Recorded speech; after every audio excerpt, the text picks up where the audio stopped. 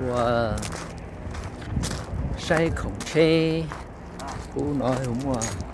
trâu chọi ý nha, tôi sợ nó chưa bé rồi, rồi trâu chọi ý ơ, chế cú là đầu sơ.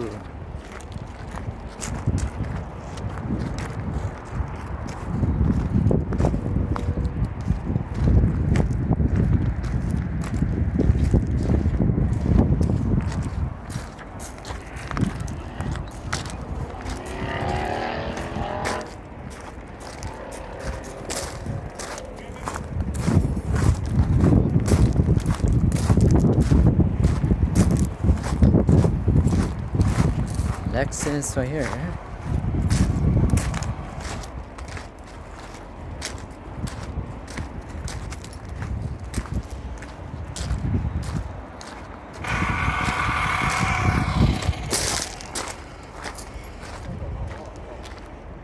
Rồi ý rồi.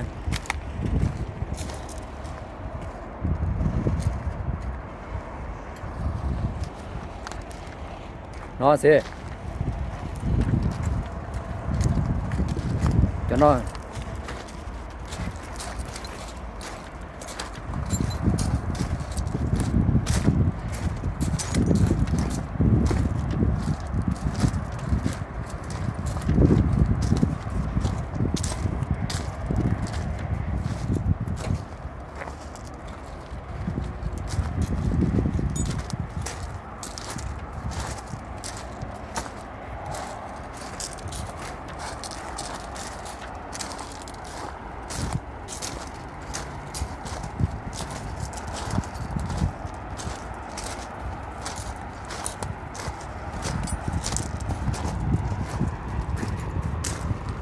sao rồi nó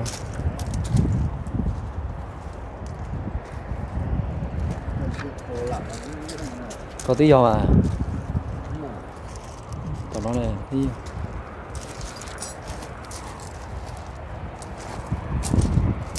đó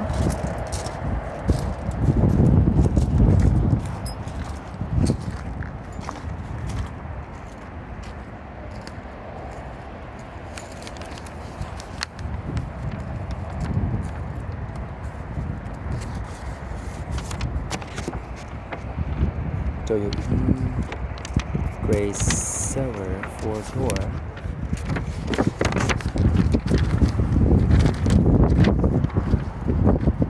Cái gì đâu.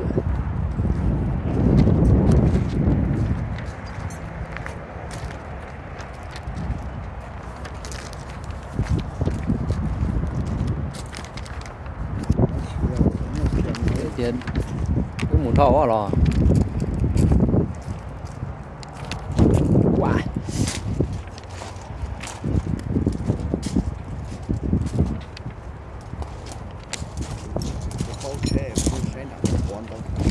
Chuyện nó gì đỡ đỡ đua nè anh đẩy qua chị hả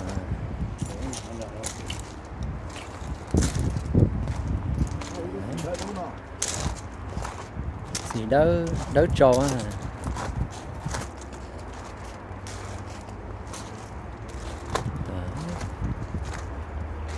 tao nó xí vào đấy rồi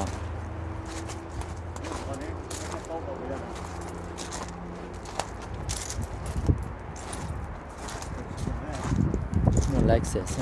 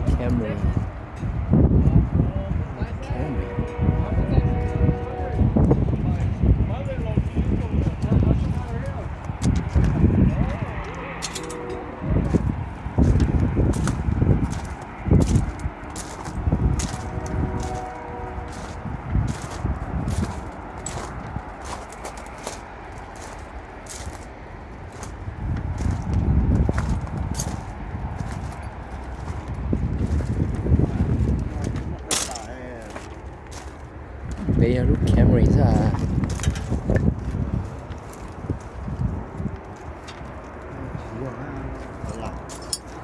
lúc bây giờ Camry ra cái lỡ hai chiếc thứ đó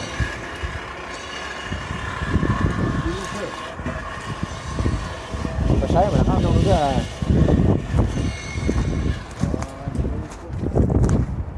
cái sai lúc về nó sao mà lúc Camry về nó sao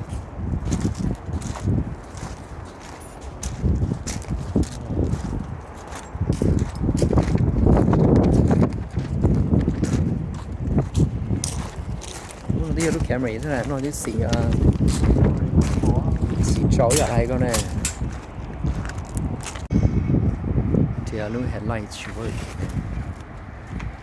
我他妈去看嘛，但是非常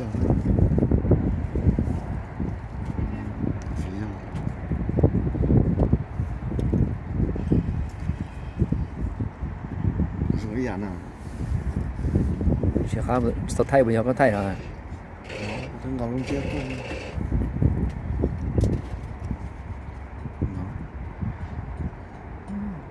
nó lo rồi rồi tụi bé lo gì sáng đầu lo xưa sáng khó hết của thò đó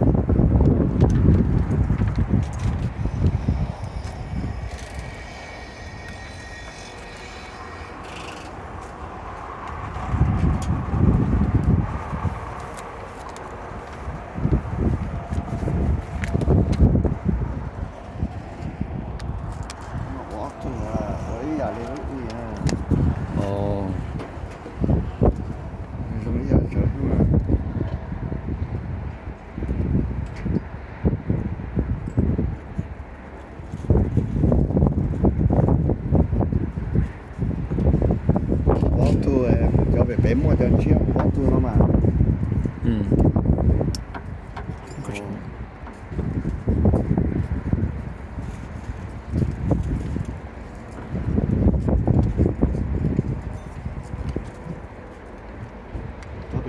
con chiếc về té nó bỏ tôi nó sao giờ lắm tiền rồi làm tiền không chế đâu cho tiền làm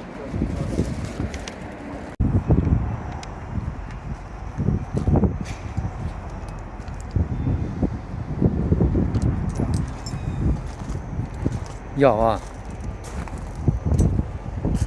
全部快多了。他妈一千少，做完了，讲话说那个，我要看，